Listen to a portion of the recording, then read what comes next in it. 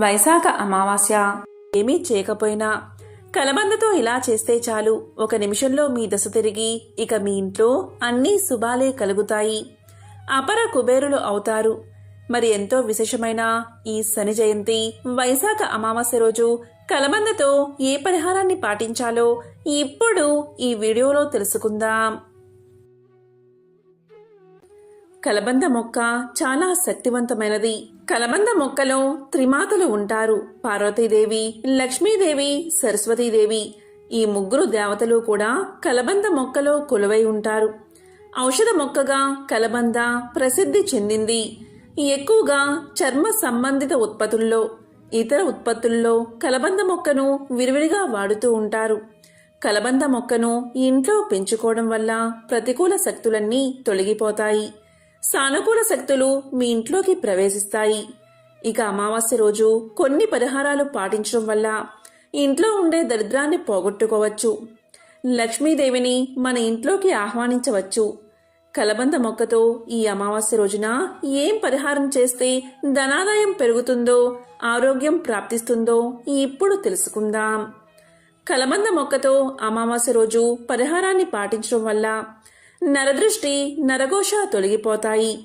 మరి ఏం చెయ్యాలి అంటే, ఈరోజు ఒక చిన్న కలబంద మొక్కను ఇంటికి తెచ్చుకోండి. కలబంద మొక్క పెద్దదైతే ఆ మొక్కకు పక్కన పిలకలు వస్తాయి. ఆ పిలకలనైనా సరే వేలతో సహా పీకి తెచ్చుకోండి.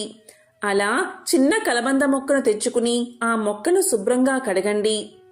నీటితో కడిగితే సరిపోతుంది. అలా కడిగిన తర్వాత ఆ కలబంద మొక్కను మీ చేతితో పట్టుకుని ఒకసారి ఇల్లంతా తిరగండి.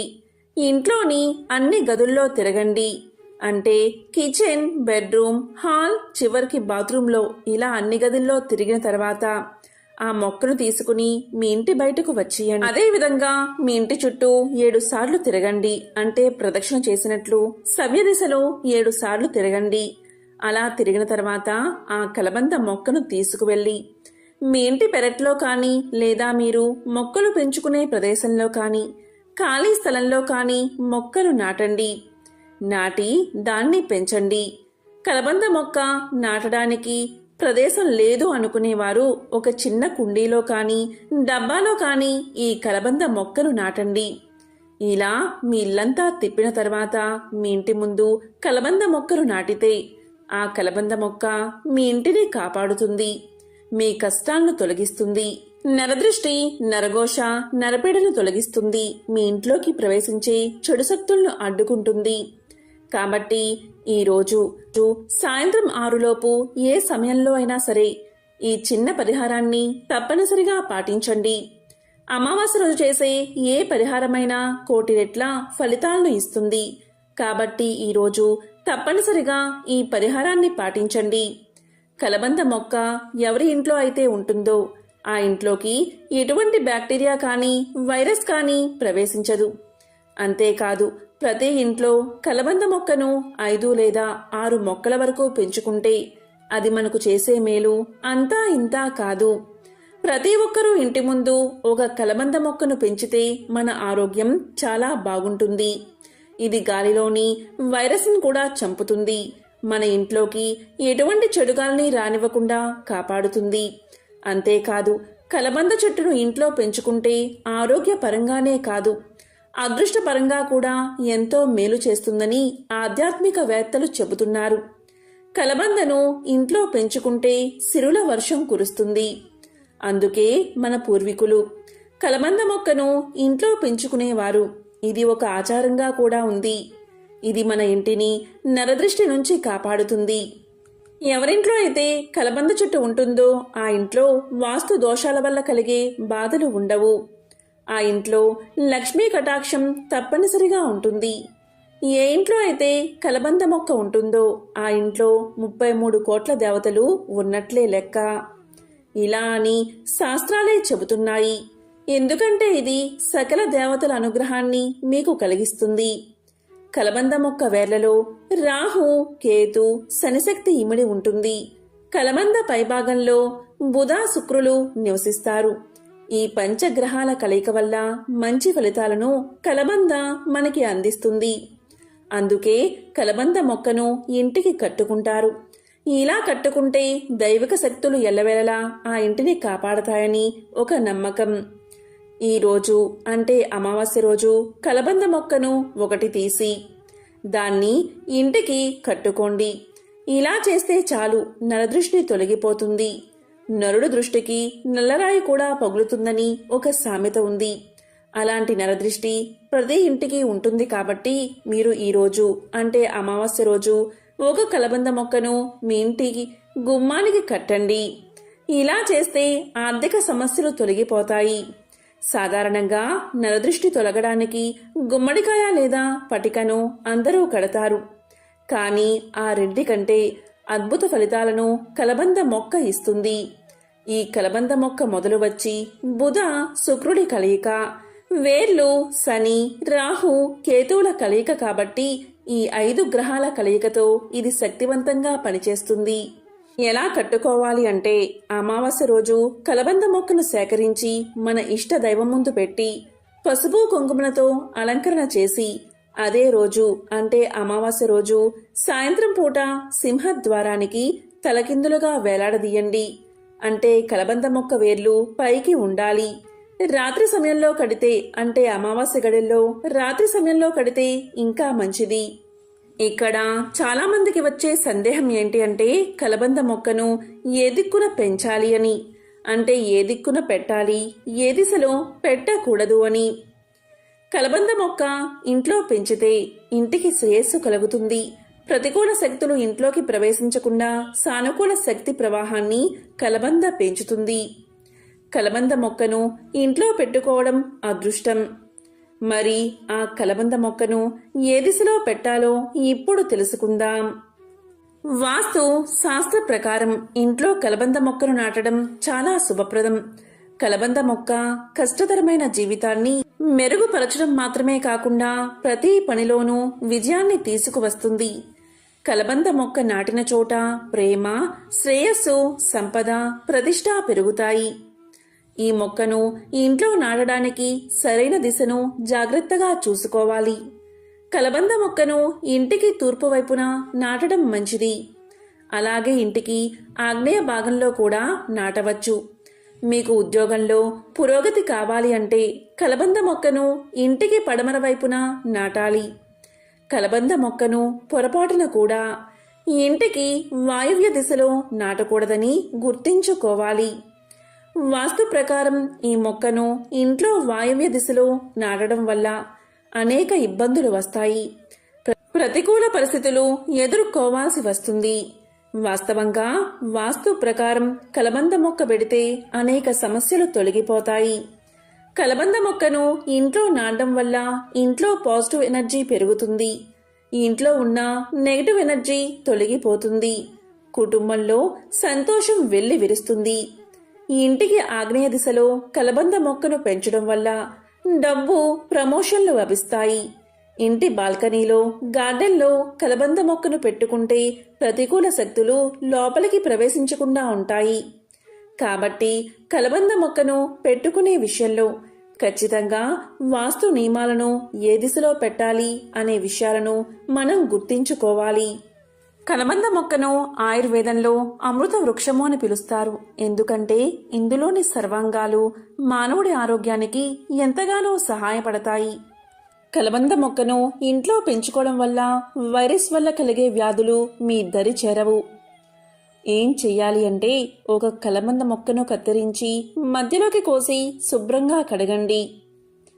దాంట్లో ఉన్న గుజ్జును తీసి దీన్ని పరగడుపున సేవిస్తే చాలు. ఇది శరీరంలోని యాంటీబాడీస్ పెరిగేలా చేసి శరీర రక్షణ వ్యవస్థను దృఢపరుస్తుంది.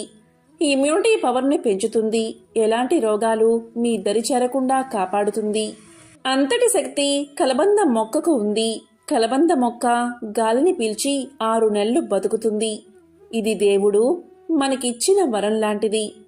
ఇంట్లో సమస్యలు ఉన్నా, ఉద్యోగం రాకుండా ఉన్నా, భార్యాభర్తల మధ్య తగాదాలు ఉన్నా, లేదా ఇంట్లో కుటుంబ కలహాలు ఉండి మానసిక ప్రశాంతత కరువైనా, ఇలా అనేక సమస్యలకు కలబంద మొక్క చక్కని పరిష్కారం. కాబట్టి కలబంద మొక్కను ఇంట్లో పెంచుకోండి.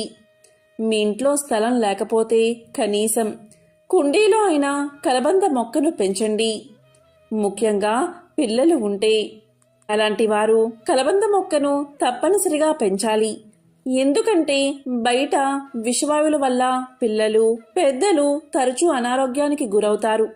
అలాంటి విషగాలులను మన ఇంట్లోకి రాకుండా స్వచ్ఛమైన గాలిని మనకు అందిస్తుంది కలబంద. ఎవరి ఇంట్లో అయితే కలబంద ఉంటుందో అటువంటి వారి ఇంట్లో వ్యాధులు రావు. ఈ రహస్యం తెలుసుకుని పాటించి చూడండి. ఈ రోజుల్లో చాలామంది ఎదుర్కొనే సమస్య మోకాళ్ల నొప్పులు. దీన్ని తగ్గించే శక్తి కలబందకు ఉంది. కలబంద ముక్కను కొద్దిగా కట్ చేసి శుభ్రంగా కడిగి 5 లేదా 6 స్పూన్ల గుజ్జును గ్లాసు నీటిలో వేసుకుని పరగడుపున తాగుతూ ఉంటే మోకాల్లో అరిగిపోయిన గుజ్జును తిరిగి రప్పించి మోకాల నొప్పులను క్రమంగా తగ్గిస్తుంది. అంతటి శక్తి ఈ కలబంద మొక్కకు ఉంది. అధిక బరువు ఉన్నవారు ఇలా తాగితే నాజూగ్గా తయారవుతారు. ఈ విధంగా నిత్యము తాగితే యవ్వనం వస్తుంది. మీ శరీర కాంతిని పెంచే శక్తి ఈ మొక్కకు ఉందని ఈ రహస్యాన్ని ఆయుర్వేద మహర్షులు తమ గ్రంథాల్లో వివరించడం జరిగింది. కొన్ని వేల సంవత్సరాల క్రితం నిత్య యవ్వనానికి కలబందను వాడినట్లు చరిత్ర ద్వారా తెలుస్తుంది. అంతేకాదు, మహారాణి క్లియోపాత్ర తన చర్మాన్ని మృదువుగా అందంగా ఉంచుకునేందుకు ఆ కాలంలో కలబందను వాడినట్లు చరిత్ర ద్వారా మనకు తెలుస్తుంది. ఆయుర్వేదంలో దీనికి బ్రహ్మరథాన్నే పట్టారు. మనకు ఏదైనా గాయమైతే కలబంద గుజ్జును గాయంపై పూస్తే గాయం త్వరగా మానేలా చేస్తుంది కలబంద. 5 స్పూన్ల కలబందను గ్లాసు నీటిలో కలిపి పరగడుపున తాగితే దీర్ఘకాలంగా వేధిస్తున్న మలబద్ధక సమస్య మటుమాయమవుతుంది. మొలలపై కలబంద గుజ్జును రాస్తే మొలలు తగ్గిపోతాయి. కళ్ళ కలకగా అయినప్పుడు కలబందను కళ్ళు మూసుకుని కళ్ళపై పెట్టుకుంటే కళ్ళ కలకలు తగ్గుతాయి. శరీరంలో వేడి తగ్గడానికి కలబంద గుజ్జు బాగా ఉపయోగపడుతుంది. 5 స్పూన్ల కలబంద గుజ్జును నీటిలో వేసుకుని గ్లాసు నీటిలో వేసుకుని తాగితే ఎంతటి వేడైనా క్షణాల్లో తొలగిపోతుంది. పంటి నొప్పి వంటి సమస్య ఉంటే కలబందను వాడితే ఆ సమస్య తగ్గిపోతుంది. కలబంద గుజ్జును 3 రోజులకొకసారి తలకు మర్దనాగా పట్టించి 2 గంటల తర్వాత తలస్నానం చేస్తే నరాలకు శక్తి వస్తుంది, తలనొప్పి తగ్గుతుంది, కంటిచూపు మెరుగుపడుతుంది. ఈ విధంగా కలబంద మనకు ఎన్నో విధాలుగా ఉపయోగపడుతుంది. అమావాస్య, పౌర్ణమి, సూర్యతిథులంటే లక్ష్మీదేవికి చాలా ఇష్టం. కాబట్టి ఈ అమావాస్య తిథి రోజున ఈ 2 వస్తువులను మీ ఇంటికి తెచ్చుకోండి. అమావాస్య రోజు చేసే ఏ పరిహారమైనా సరే 100% ఫలితాన్ని ఇస్తుంది. ఖచ్చితంగా ఈ రోజు లక్ష్మీదేవికి ఎంతో ఇష్టమైన కళ్ళ ఉప్పు లేదా రాళ్ల ఉప్పు లేదా సముద్రపు ఉప్పుని, కళ్ళు ఉప్పును వివిధ నామాలతో పిలుస్తారు. ఒక 10 రూపాయలు పెట్టి లక్ష్మీదేవికి ఎంతో ఇష్టమైన ఉప్పును కొని ఇంటికి తెచ్చుకోండి. మీ ఇంట్లో ఉప్పు ఉన్నా సరే విడిగా ఈ విధంగా కొని ఇంటికి తెచ్చుకోండి. ఎందుకంటే లక్ష్మీదేవికి ఉప్పు అంటే చాలా ఇష్టం. ఎందుకంటే పాల సముద్రాన్ని చిలుకుతున్న సమయంలో లక్ష్మీదేవి సముద్రం నుంచి ఉద్భవించింది. అందుకే లక్ష్మీదేవిని క్షీర సముద్రరాజు తనయ అని పిలుస్తారు. ఉప్పు కూడా సముద్రం నుంచే లభ్యమవుతుంది. కాబట్టి లక్ష్మీదేవికి ఎంతో ప్రీతికరమైన ఉప్పును కొని ఇంటికి తెచ్చుకోండి.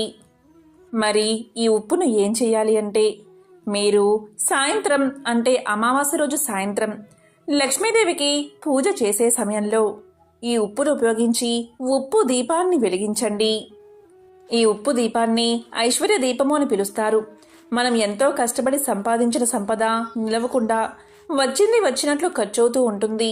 అప్పుడు తీరకుండా వడ్డీలు పెరిగిపోతూ ఉంటాయి.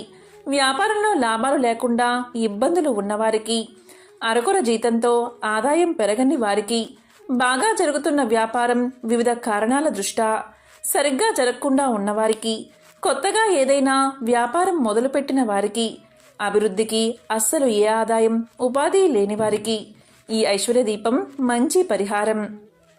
ఈ అమావాస్య రోజు సాయంత్రం ఒక పెద్ద ప్రమిదను తీసుకుని దానికి పసుపు కుంకుమ రాసి దాంట్లో ఒక 1/4 కిలో రాళ్ల ఉప్పు వేసి దానిపైన 2 ప్రమిదలు ఒకదాని మీద ఒకటి పెట్టి ఆ ప్రమిదిలో నూనె కానీ నెయ్యి కానీ పోసి 2 ఒత్తులు ఒక్కటిగా వేసి వెలిగించాలి. ఇలా చేసి లక్ష్మీ అష్టోత్తరాన్ని చదువుకోవాలి. ఇలా చేస్తే చాలు ఆ లక్ష్మీదేవి యొక్క సంపూర్ణ అనుగ్రహం మీకు కలుగుతుంది. ఈ విధంగా దీపారాధన చేశాక అమావాస్య రోజు పూర్తయ్యాక మరుసటి రోజు ఆ ప్రమిదలోని ఉప్పును తీసి నీటిలో కలపండి. వీలు కానివారు ఇంటి బయట ఎవరూ తొక్కని ప్రదేశంలో పోయండి, లేదా చెట్టు మొదట్లో వెయ్యండి. ఇక ఈ అమావాస్య రోజు ఖచ్చితంగా తెచ్చుకోవాల్సిన మరొక వస్తువు ఏంటి అంటే పటిక. దీనిని ఏలం అని పిలుస్తారు. 1 పావు కిలో పటిక తెచ్చుకోండి. తెలుపు రంగులో ఉండే పటికంటే అమ్మవారికి చాలా ఇష్టం కాబట్టి ఈరోజు ఉప్పు ప్యాకెట్ కానీ వెండి కాయిన్ కానీ లేదా పటిక కానీ తెచ్చుకోండి.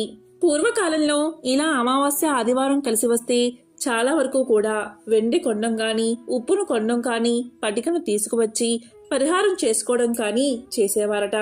పటికను కొని ఇంటికి తెచ్చుకోగానే ఇంట్లో పూజా మందిరంలో లక్ష్మీదేవి అమ్మవారి ముందు ఈ పటికను పెట్టండి. దీంతో ఎంతో శక్తి పటికకు వస్తుంది. ఇలా మారిన పటికను ఒక ఎరుపు రంగు వస్త్రంలో పెట్టి పసుపు కుంకుమ వేసి చిన్న మూటలా కట్టి మీ ఇంటి సింహద్వారానికి వేలాడదీయండి. ఇలా చేస్తే చాలా అద్భుత ఫలితాలు కలుగుతాయి. ఇంట్లో ఉండే చెడు శక్తులు తొలగిపోతాయి. దుష్ట శక్తుల నుంచి విముక్తి కలుగుతుంది. గొడవలు ఉంటే అవి తగ్గుముఖం పడతాయి. ఇబ్బందులు తొలగిపోతాయి. ఈ విధంగా సింహద్వారం మీద ఇలా కట్టండి. ఈ అద్భుతమైన రోజు చేసే ఏ పరిహారమైనా 100% ఫలితాన్ని ఇస్తుంది.